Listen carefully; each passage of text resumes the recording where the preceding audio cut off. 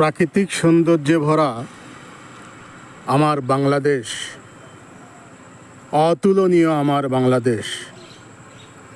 সবুজ শ্যামল প্রান্তর, ফসলের মাঠ, অপরূপ প্রশান্তি যোগায়। এই বৈচিত্র্যময় প্রকৃতি